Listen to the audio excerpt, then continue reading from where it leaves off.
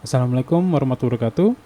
Selamat datang di pendahuluan perilaku organisasi. Di sini kita akan membahas apa, mengapa, dan bagaimana perilaku organisasi. Nah, apa itu perilaku organisasi? Ya, ini pertanyaan yang mencakup definisi ya, perilaku organisasi ya.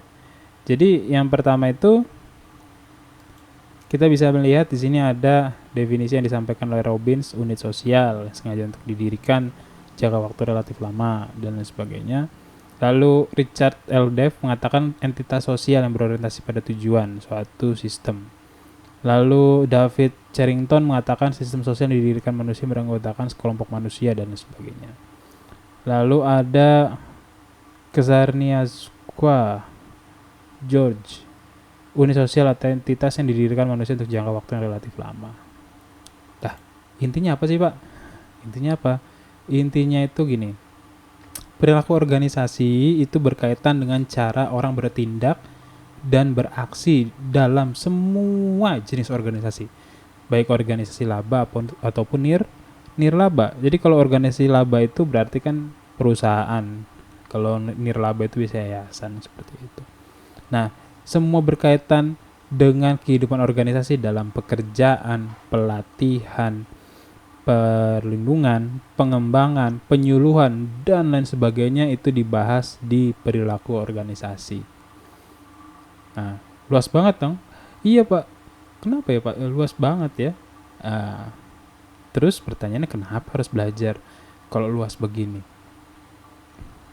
Jadi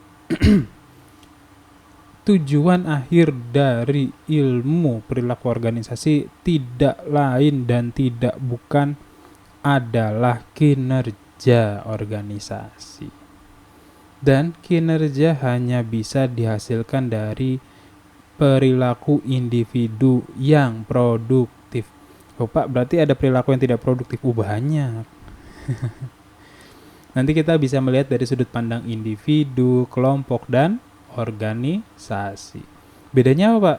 Individu berarti perseorangan, kejiwaan di dalam orang tersebut. Kelompok berarti interaksi dia dengan kelompok sosial. Organisasi berarti sebuah institusi yang menaungi kelompok-kelompok ini. Ketiga hal ini itu mempengaruhi perilaku di dalam organisasi tersebut. Sebenarnya ada satu lagi sudut pandang kenegaraan. Jadi negara itu juga bisa mempengaruhi perilaku organisasi. Nah, masalahnya ya ini kan terlalu makro ya, jadi agak sulit mungkin analisisnya, tapi bisa mempengaruhi. Bagaimana perilaku organisasi? Nah, bagaimana itu nanti akan dijelaskan di sesi selanjutnya. Nah, ini berarti selama 8 sesi kita akan bahas bagaimana perilaku organisasi itu terjadi. Memang nanti teman-teman gak akan langsung menjadi seorang ahli di dalam analisis budaya, analisis perilaku SDM dan sebagainya. Tetapi teman-teman bisa memiliki pegangan metodologis kira-kira perilaku SDM itu kenapa kok bisa kayak gitu, dipengaruhi oleh personalnya, kelompoknya, atau oleh organisasi yang menaunginya. Kalau kita tahu dia itu dipengaruhi oleh apa, kita bisa memberikan treatment yang tepat ketika ada suatu penyimpangan di dalam perilaku SDM kita, seperti itu.